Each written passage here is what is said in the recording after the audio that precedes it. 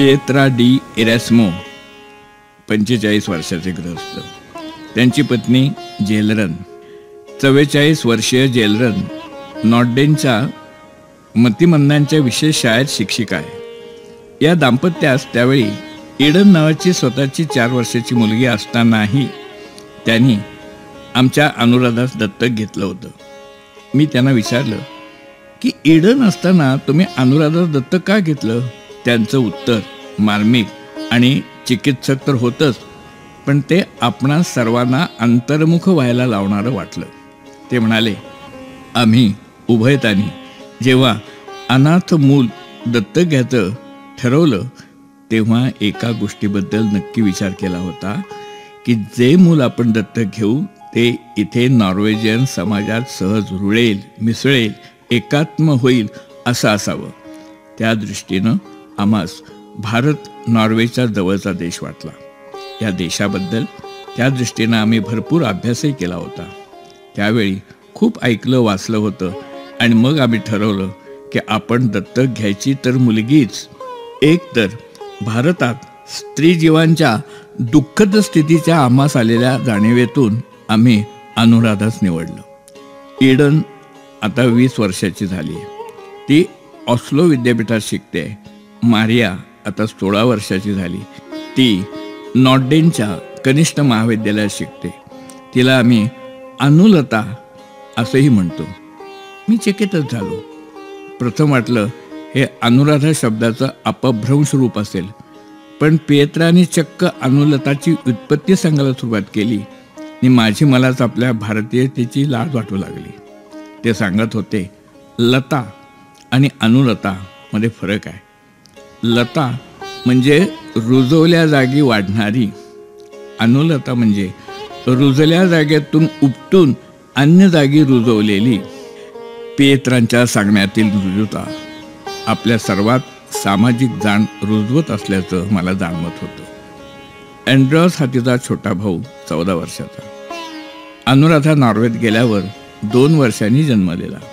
तोही मारियाबरोबर आला होता. आता तो हायस्कूलमध्ये आहे. मी जेलरनला सहज विचारलं, ईडन आणि ऑड्रियास यांना आणि मारियास वाढवताना तुम्हाला काही वेगळेपण जाणवलं का? तिचं उत्तर अपेक्षणाऱ्या मलाच तिनं प्रतिप्रश्न केला, मुलांचं वागणं मग ते जन्मदाती असोत वा दत्तक सारखंच असतं ना, पण वाढवण्यात फरक करण्याचं कारणच काय? त्यामुळं वेगळेपणा असं कधी वाटलाच नाही. सहज मनात आलो म्हणून विचारलं, मारियाला तुम्ही कसं आणि केव्हा सांगितलं की ती दत्तक कन्या आहे? माझा हा प्रश्न खरं तर बाळबोध आणि सार्वत्रिक होता, पण तो विचारण्यामागं मला वेगळेपण जाणून घ्यायचं होतं.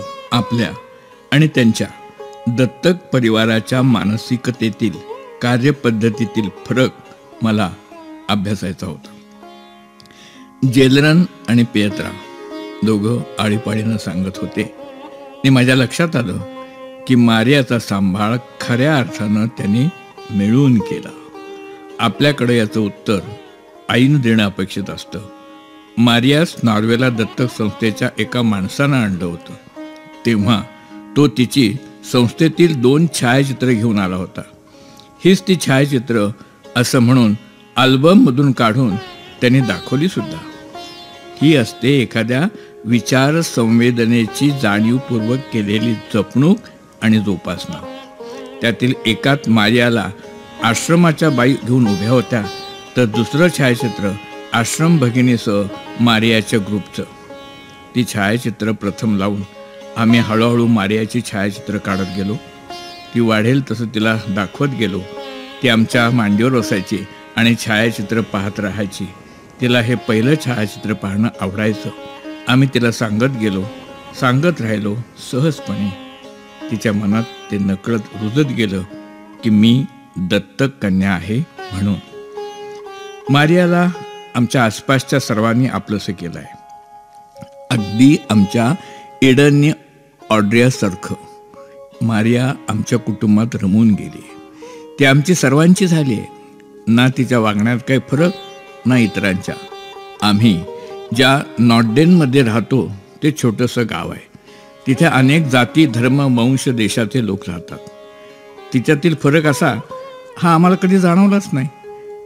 त्यांच्या सांगण्यात वसुधैव कुटुंबकमचा भाव होता हे नक्की. मग मी सरळ मारियालाच विचारलं, तुला असं कधी वाटतं, जाणवतं का की तू दत्तकन्या आहेस? Not at all. तिचा हा सहज प्रतिसाद सर्व काही सांगून गेला.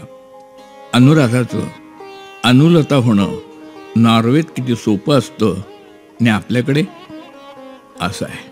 तर मग संस्थेत भेट द्यायची इच्छा इतक्या वर्षानंतर कशी? ही इच्छा मारियाची का तुमची? आता बहुधा त्यांना माझ्या प्रश्नांच्या सरबत्तीनं बोर केला असावं, पण त्यांच्या उत्तरात थोडी पण नाराजी नव्हती. पिएत्रा म्हणाले, आम्ही मारियाला भारताबद्दल वरचेवर बरंच सांगितलं, शिकवलंय. त्यासाठी अनेक पुस्तकांचाही उपयोग केला. आम्ही अनेक भारतीय प्रदर्शनांना भेटी दिल्या, मुद्दाम नाही पण नेहमी पाहत राहिलो. या सर्वामागं मारियाला तिची मातृभूमी, संस्कृती, प्रदेश समजवण्याची भावना असायची. पिएत्रा सांगत होते, मला आठवतं मारिया 5-6 वर्षाची असेल. ती आपल्या मित्रमैत्रिणीत खेळत होती. त्यांच्यात गप्पा चालल्या होत्या. तिची मैत्रीण सांगत होती, आम्ही लहानपणी की नाही घोड्यावर बसत असायचो. मारियानं मैत्रिणीस दिलेला प्रतिसाद, खरं तर प्रत्युत्तर मला चांगलं आठवतं. ती म्हणाली, आम्ही कनी लहानपणी हत्तीवर बसायचो.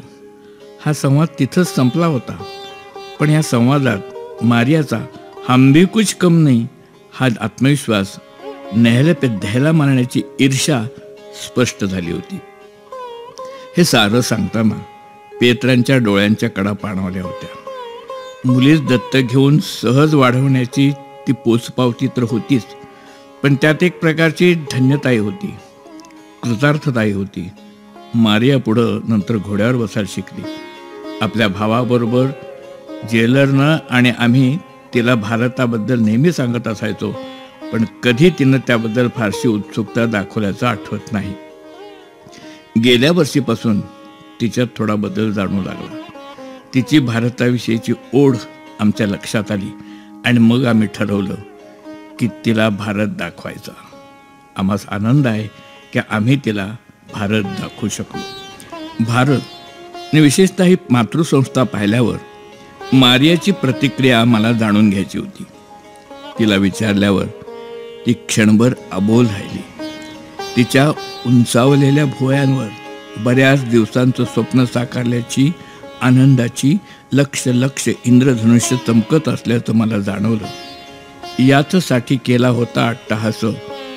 एक तर तिला संस्था आवडली होती, नॉर्वे आणि भारतातील फरक ते ऐकून होती, पण इथं माणसं एकमेकांची इतकी काळजी घेतात हा अनुभव चकित करणारा होता.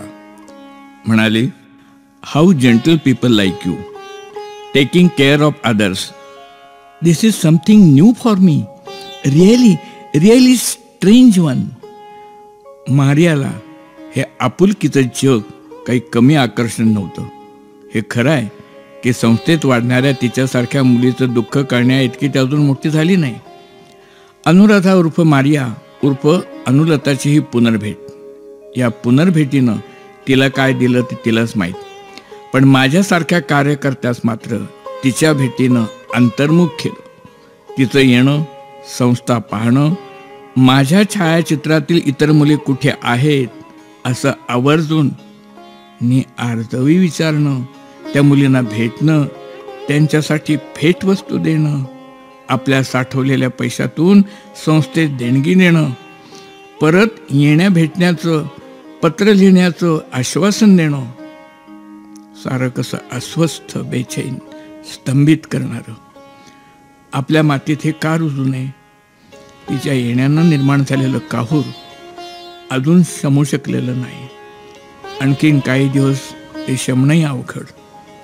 वादळ येऊन जातं, पण त्याच्या पाऊलखुणा राहून जात असतात. वादळाचा विध्वंस सहजी विसरता येत नाही, हेच खरं. पिएत्राने जेलरनी पेललेलं पालकत्व, मारियाने सहजपणे स्वीकारलेलं दत्तकत्व या वर करणे साध्या वाटणाऱ्या गोष्टी आप आणि पर यामधील दरी सांधणाऱ्या, परंतु माझ्यासारख्याच अशक्य वाटणाऱ्या. याचं कारण आपण इथं एका अर्थानं, खऱ्या अर्थानं अजूनही एक दुसऱ्याचे होऊ शकत नाही हेच ना असावं. आपण एक दुसऱ्याशी आपुलकीनं वागतोय खरं आहे. प्रश्न असा आहे की खरोखरीच आपण एक दुसऱ्याचे असतो का? असे अनेक प्रश्न मारियाच्या भेटीनं निर्माण केलेत. प्रश्नांचा गुंता वाढतोय, त्यात अधिक न गुंतलेलंच बरं. त्या काळामध्ये भारतीय दत्तकीकरण गुप्त चालायचं. दत्तक आई वडील दिवस गेल्याचा बहाणा करायचे. आई 6 महिने माहेरी राहायची. संस्थेतलं मूल घेऊन ते आपणासच झालं असा बोभाटा करायचा काळ होता तो. पुढं मुलाला मोठं झाल्यावर हा बनाव कळायचा आणि मग अरिष्ट उभं राहायचं. या सर्वांना फाटा देऊन आम्ही उघड दत्तक घेण्यास प्रघात पाडला. दत्तक पालकांना समजून सांगत राहायचो. पुढे फरक पडत गेला. आम्ही Indian association for promotion of adoption आणि युनिसेफ यांच्या मदतीनं मोठ्या प्रमाणावर उबारा हा दत्तक प्रबोधन प्रकल्प राबवला. त्यामुळं संस्थेतील मुलं जी आजवर फक्त शहरातच दत्तक जात असत, ती खेड्यातही जाऊ लागली.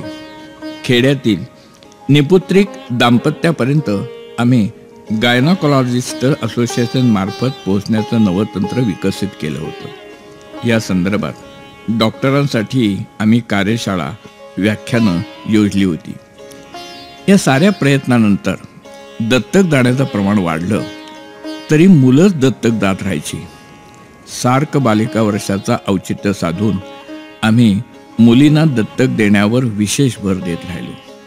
पहिली बेटी तूप रोटी असं आमच्या प्रचाराचं सूत्र असायचं. त्याला पहिलंच यश आलं आणि जुळ्या बहिणींना आम्ही दत्तक देऊ शकलो.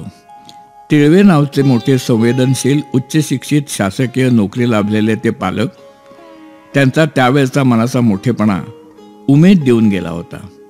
त्यांची मयुरी अजून माझ्या डोळ्यासमोर जशीच्या तशी आहे. वात्सल्य बालसदन मुलांचं घर व्हावं म्हणून फुगे, खेळणी, बाबा गाडी, मोटारी, बाहुल्या, चेंडू, टीव्ही, संगीत, फ्रीज, फर्निचर असा सारा पसारा आम्ही उभारला. लोकांनी वात्सल्याला भरभरून सहाय्य केलं. वात्सल्य बालसदन संस्थेची आर्थिक संजीवनीच ठरली. आम्ही प्रत्येक मुलाचा वाढदिवस साजरा करायचो. औक्षण व्हायचं, केक कापला जायचा, फुगे, टोप्या, गजरे सारं असायचं. हॅपी बर्थडे टू यू बोबडं गाणे टाळ्यांच्या गजरात व्हायचं.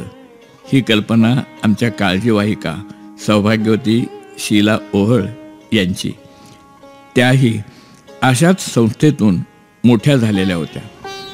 पहिला वाढदिवस डॉक्टर विजय करंडे आणि त्यांच्या सुविद्य पत्नी सौभाग्यवती शालिनी करंडे यांच्या उपस्थितीत आणि हस्ते योजला.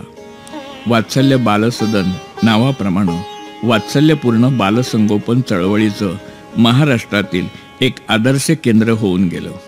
उपेक्षित अनाथ बाल्य गौरवित करण्याचं, ते सोनेरी करण्याचं माझं स्वप्न साकारलं.